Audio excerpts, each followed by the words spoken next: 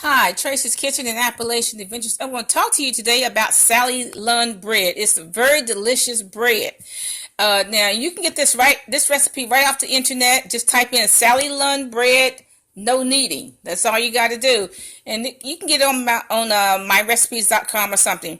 Okay, it involves 2 packages of yeast, 1/2 cup of warm water, 1/2 cup of milk, 3/4 cup of sugar, 1/2 cup of butter or margarine. 1 teaspoon of salt, 2 large eggs, 5 cups of AP flour. Now my first batch, I use 1 cup of wheat flour and 4 cups of AP flour. And the sugar, you can actually cut that down to about 1/2 cup and you'll still live to tell about it. Okay, that's basically used to cause the yeast to rise. The 1/2 cup of butter or margarine, I did not use butter, I used the Smart Balance, okay, to make it not so cholesterol laden. For 2 large eggs, I substituted egg beaters, and this really didn't make much difference in the bread. It was still delicious. Okay, you combine the yeast and the water, heat the milk, sugar, butter.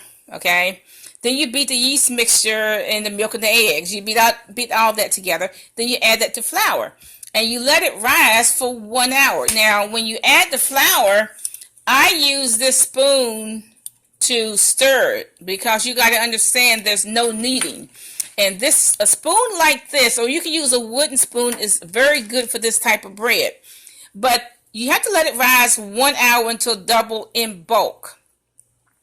And now for the first batch, I use this Corningware container, plus I use this crock pot.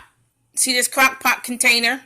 I use these 2 items because you're going to get a lot of bread with this recipe. And see, what do? You let it rise for 1 hour.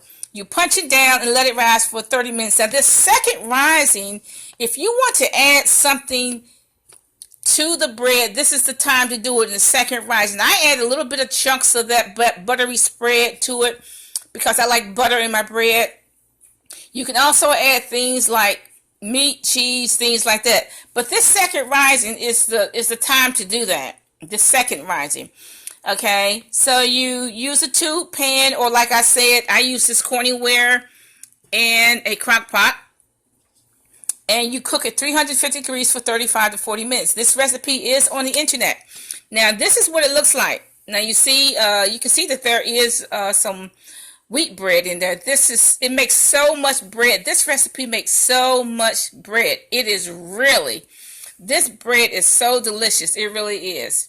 Okay, you can put it in peanut butter. You can put jelly, all fruit, things like that. Now, you can also half this recipe. In other words, you have 1 package of yeast and you half everything here. Instead of using the equivalent of 2 large eggs, use the equivalent of 1 large egg. I use egg beaters. Half the amount of flour.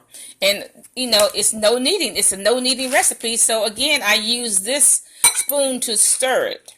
Now, for this second recipe, I use, when I half the recipe, I still use Smart Balance, and I still use this Corningware, this small Corningware, and I use this one. I also use this small pot to pour the batter in and bake it. Bake it 350 degrees, same 35 to 40 minutes. And so this is what I got with the second batch. And it's still, and like I said, even when you half it, it makes a whole lot of bread. This is the second batch. Now, the second batch, I did not put the wheat bread in it, the wheat flour in it.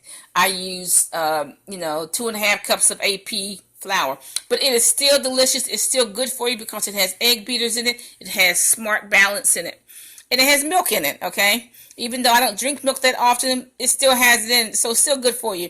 This is a good bread, I think, just for breakfast. If you want to put some peanut butter in it or peanut butter on it, and maybe some all fruit. This is also a good bread to put in your child's lunch if your child is not allergic to gluten, okay?